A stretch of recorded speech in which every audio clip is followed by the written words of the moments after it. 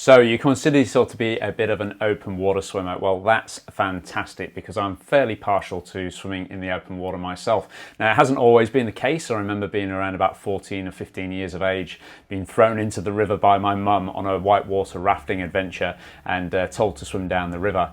I was really scared about it at the time, and even though I'd been swimming for many years at that point competitively in the pool, I'd never really ventured into the open water. But I cannot forget that moment when I actually swam down this river, opened my eyes, had my goggles on, looked out underneath the water and just saw this vastness about me, and it was absolutely fantastic, and I haven't stopped since.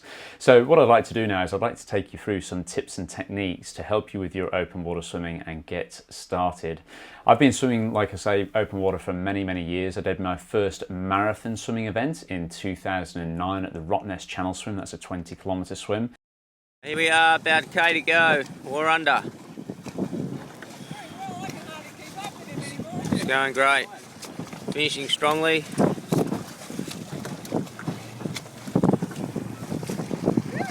Here's the finish line. And from there I decided to train up and do the English Channel, which I completed in 2011.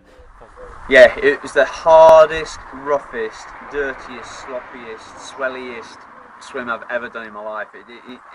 It makes Trig Beach and Cottesloe in the winter absolutely pale into total insignificance. Yeah. It's been a ride.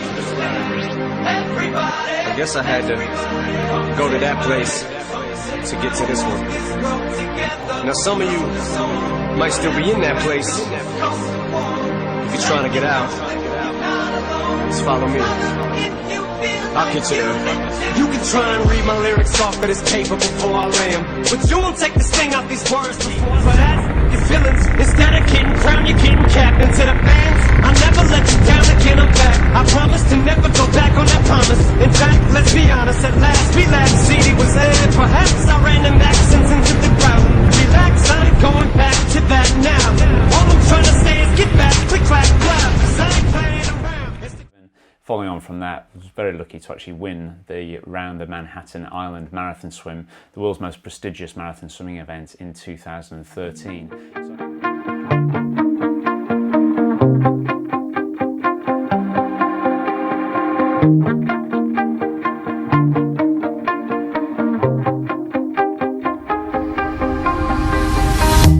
You shot it out, but I can't hear a word you say.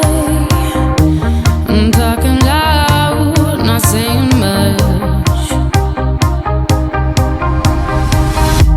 I'm criticized, but how your bullets ricochet. Shoot me down, but I get up. I'm bulletproof, nothing to lose. Far away, ricochet. You take your aim. Far away. You shoot me down, but I won't fall. I am titanium. You shoot me down, but I won't fall. I am titanium.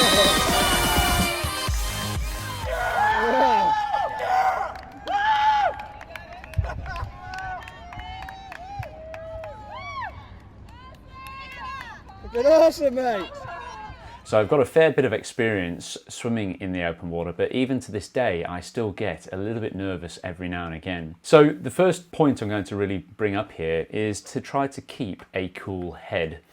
Now, you've got to recognise where some of your anxieties are in the open water. For me, it's the depth of the open water. That's the thing that really scares me. Now, some people get freaked out by murky water, really clear, really cold water, reeds hanging around their feet, etc. But for me, it's really deep water, and it's especially pronounced when I can see right the way down to the bottom. It's maybe a bit of a vertigo thing or what have you. So for me, I've had to try to overcome that over the years. But if you can really dial down and get in down to the nitty gritty of what's causing you that anxiety, then of course you can work to try and improve that. For me, it's all about trying to breathe out underneath the water, not hold on to my breath, tell myself I'm okay, and maybe even just count something as simple as bubble, bubble, breathe, bubble, bubble, breathe when I'm swimming out there to help keep me calm. Next point is be safe and be seen. So this Swim Secure tow float here, many manufacturers produce these. I was a little bit skeptical when I first saw these on the market, thinking, oh my God, I don't really want to tow anything behind me. I spend my whole life trying to reduce drag in the pool. Why would I want to tow something behind me? But something like this, if you're going to be swimming by yourself or even doing some longer swims, this one actually takes a water bottle in here. You can actually tow it with you and make sure you've actually got some food and fluid with you whilst you're swimming.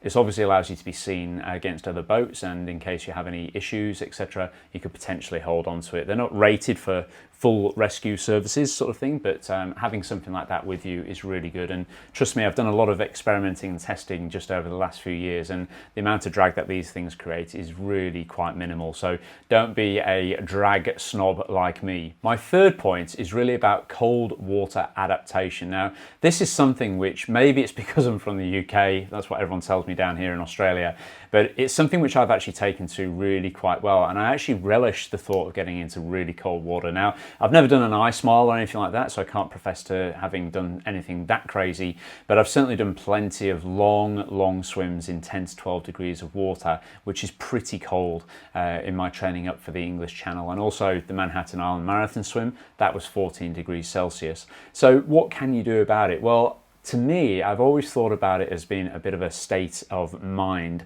dealing with the cold water. Now, that's not to say that you can suddenly jump in and just tell yourself you're going to be all right, and you will be. But over a series of training programs and sessions over a period of months, basically, I managed to talk myself into the idea that I was going to be all right, I was going to stay cool and calm. And similar to actually helping try to reduce anxiety, what I try to do is actually talk myself through it, through breathing out underneath the water and keeping calm and relaxed. Now, everybody feels cold out there, but I think when you've got an objective, an idea of, okay, I want to get from A to B, and that's part of your process, then I think when you're actually that focused, you can actually help to stave away some of these anxieties regarding cold water. The other tip about this as well is that sometimes I see a lot of marathon swimmers swimming over here in Perth for the Rottnest Channel swim, and we're not talking very cold water there. We're talking anywhere between 22 and 24 degrees Celsius, but we still have a very high instance of hypothermia. Now, when you're being supported by a boat, it's very easy to stop and take a drink, but if you're stopped too long, your body temperature is going to plummet, so don't do that. Make sure you actually keep yourself moving as best you possibly can. Now, my fourth and final tip for open water swimming and improving your open water swimming is all about nutrition. Now, when you're training for something of anything that's going to take you between 1.5 hours and above, you need to start to consider nutrition. I mentioned how I use this tow float myself with a water bottle in there, maybe a few gels, etc. But if you're not actually refueling probably every around about 25 to 30 minutes on a swim of 2.5, 3, 4 hours and longer, you're going to run into a few problems with respect to running out of energy. Even keeping hydrated as well.